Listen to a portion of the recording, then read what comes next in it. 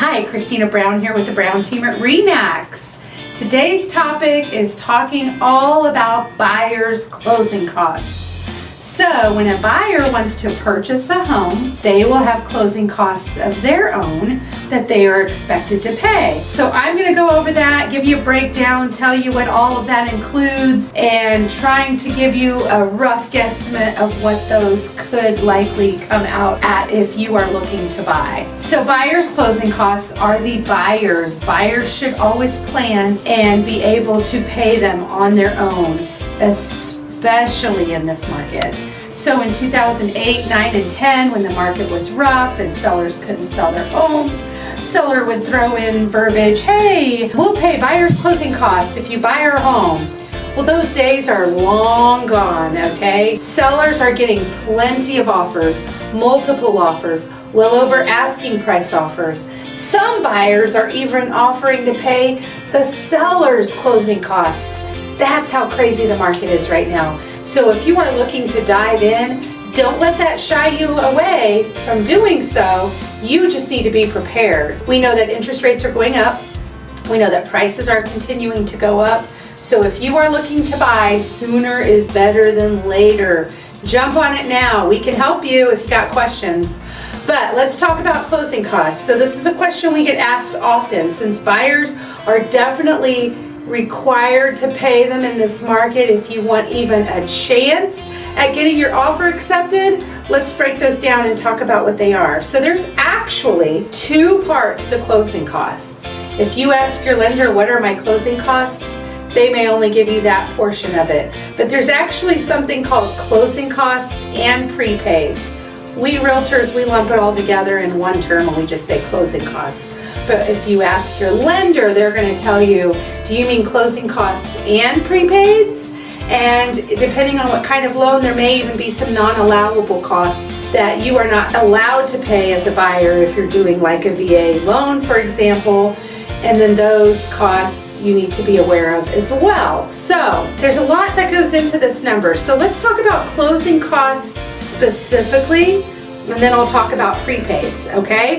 So closing costs are things like this. The cost that it takes to obtain your financing. That can include things like a loan origination fee, application and or processing fee. There could be a registration fee, appraisal fee, credit report fee, tax service fee, flood certification fee, upfront mortgage insurance, closing/escrow fee, lender's title insurance, deed recording charge. So that is a rough idea of what you can expect closing costs to include, okay? So these are charges all from the lender and title company, the cost of obtaining your financing, because you think origination fee, your application, your appraisal, your credit report, they're required to do a flood certification. So there's a lump sum of items that go into that closing costs category. So what are prepaid items?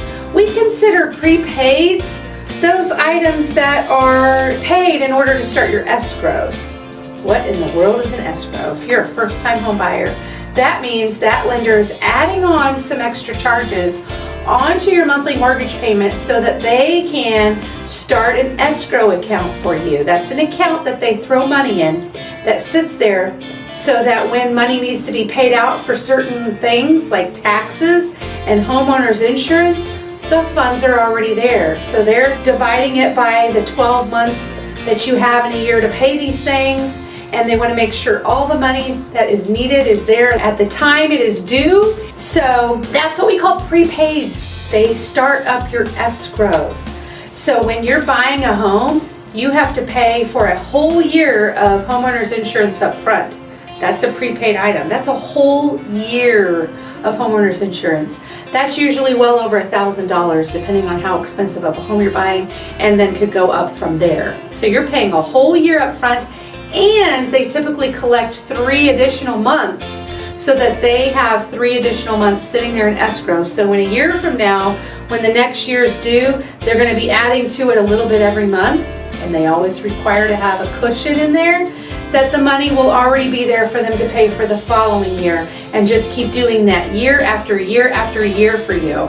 So they do that with homeowners insurance, and they also do that with your property taxes, right? So you have to pay taxes for the property you own here in the state of Missouri. The way that they make sure that that gets paid is they're going to start an escrow account at closing. They're going to collect 3 months worth of what it would be for those taxes and throw it in this escrow account. Then they are also taking a little bit from you each month by also adding that to your mortgage payment. So when a year goes by and it's time to pay that at the end of the year, the monies are there ready to be paid out to the county. So that way you don't lose your house over taxes or insurance. That's a requirement if you have a mortgage on your home. Let's kind of help give you an idea of how much you can expect your closing costs and prepaids to be. So typically we say about 3 to 3.5% of your purchase price. That only works though for the mid-range of homes. I'm gonna say here in Missouri, if you're buying a home between $200 to $350, that number can probably help you out pretty good. But when you get too much higher than that, that percentage is gonna be way more than what your closing costs will actually be. And then if you go too low of a number, that number is not going to be high enough. So that's not always the best way. So typically we tell buyers, ask your lender. Your lender can give you this breakdown and tell you how much you can expect your closing costs to be, because you definitely want to know that when you make an offer, since you will be responsible to pay that at closing. The other one last thing I wanted to mention that's due at closing is also going to be whatever down payment you have to give in order for the type of loan that you're getting. So if it's FHA, we know you're required to put down 3.5%. If it's VA, you're not required to put down a down payment. You're able to, but you're not required to. And then if you go conventional, it could be anywhere from 3% on up. So whatever that down payment is that you're doing for your loan and what your lenders approved you for, you also, on top of closing costs, want to make sure you have that money. So hopefully that helps give you an idea. If you have questions, honestly, on this, I am happy to help. And then I would always turn you back to your lender. Your lender can give you a really good breakdown that is going to be pretty close to what it will actually be. So hopefully that helps. Have a great day.